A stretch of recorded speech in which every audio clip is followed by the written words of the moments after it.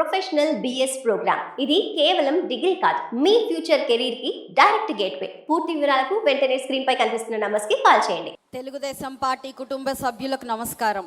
ఎంతో ప్రతిష్టాత్మకంగా సాగే మహానాడు సభలో నేడు మాట్లాడే అవకాశం రావడం ఒక అదృష్టం.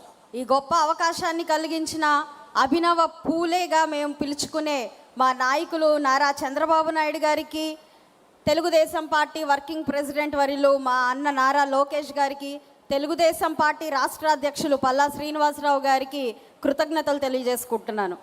ముందుగా నిన్న ప్రవేశపెట్టిన 33% మహిళా రిజర్వేషన్ బిల్లుకి సంబంధించి యావత్ రాష్ట్ర మహిళల తరపున మీకు శిరసు వంచి నమస్కరిస్తున్నానన్న.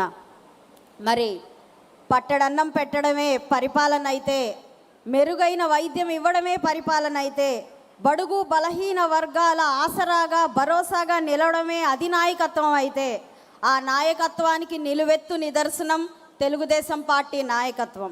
అక్కడితో ఆగక మహిళలకు సమాన హక్కులతో, సాధికారతతో, స్వేచ్ఛతో, యువతకు ఉద్యోగ కల్పనతో, పెట్టుబడులతో, పారిశ్రామికీకరణతో, ఉపాధి హామీలతో, సమాజ భాగస్వామ్యంతో పేదరిక రహిత రాష్ట్రంగా మలచాలన్న సంకల్పంతో సూర్యుడు కూడా చేరలేని చీకటి జీవితాల్లో వెలుగు నింపుతూ ప్రతి ఒక్కరిలో బాధ్యతను స్ఫూర్తి నింపుతున్న దార్శనికులు నారా చంద్రబాబు నాయుడు గారి పరిపాలనను ఏమనాలి, ఆ నాయకత్వానికి ఏ పేరు పెట్టాలి మనం ఆలోచించాలి.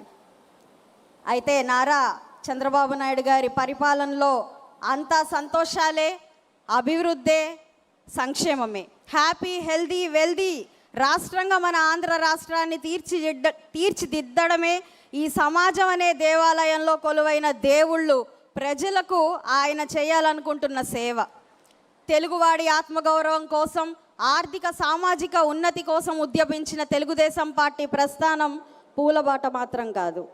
నాటి తెలుగుదేశం పార్టీ వ్యవస్థాపకులు అన్న నందమూరి తారక రామారావు గారి నుండి నేటి యువ నాయకులు నారా లోకేష్ గారి దాకా, తోట చంద్రయ్య లాంటి కార్యకర్త నుండి మన చంద్రన్న దాకా ఎన్నో ఆటుపోట్లను ఎదుర్కొంటూనే ఉంది తెలుగుదేశం పార్టీ.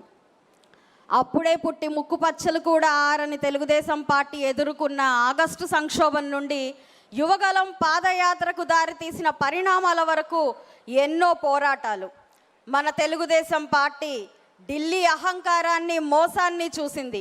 2014 రాష్ట్ర విభజనతో జీవం కోల్పోయినటువంటి తెలుగు రాష్ట్రాన్ని బరువైన గుండెతో మోసింది. ఉచితాల ఎరవేస్తూ ఒక్క ఛాన్స్ అంటూ వచ్చి తెలుగువారి ఆత్మగౌరవాన్ని దెబ్బతీస్తూ ఆంధ్ర రాష్ట్ర ప్రజలను వలసదారి పట్టించిన నాటి వెకిలి నాయకుని నియంత పరిపాలన చూస్తూ ఉండలేకపోయింది. 44 ఏళ్ల తెలుగుదేశం పార్టీ సుదీర్ఘ ప్రయాణంలో ఎదుర్కొన్న సంక్షేమాలు, కష్ట నష్టాలు 5 నిమిషాల్లో వివరించాలి అని అనుకోవడం ఒక పెద్ద సాహసమే అవుతుంది. అయితే ఆడపడుచు కంట కన్నీరు పెట్టించి, అమ్మ కడుపు రగిలించి, ఆఖరకు తండ్రి సమానులైన చంద్రన్న కంట తడి చూసేదాకా వదలని నాటి పైశాచిక పాలన తలుచుకుంటే కొన్ని సంఘటనలు ఆవేదన కలిగిస్తే, మరి కొన్ని సంఘటనలు రక్తం మరిగిస్తాయి. నేటికి ఏ నాటికి మరువులని క్షోభను మిగులుస్తాయి. అయితే నిప్పుల కొలిమి లాంటి పరిస్థితులను ఎదుర్కోవడానికి పుట్టిన పార్టీ తెలుగుదేశం పార్టీ.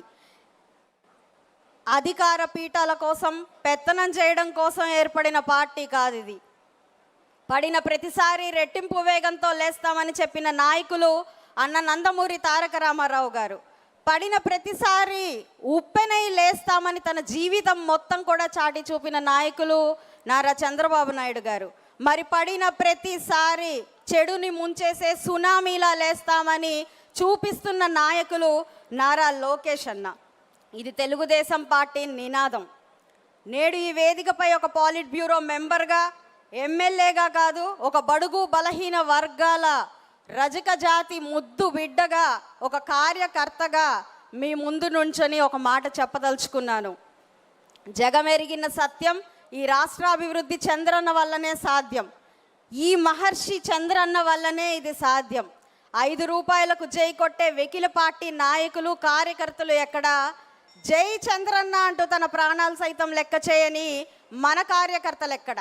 తెలుగుదేశం నాయకులు, కార్యకర్తలు ఎప్పుడూ మంచికి మంచి, చెడుకి అత్యంత చెడు, త్యాగాలకు అయినా సిద్ధం, మాట జారితే తప్పు చేస్తే తాట తీసేదాకా తగ్గం.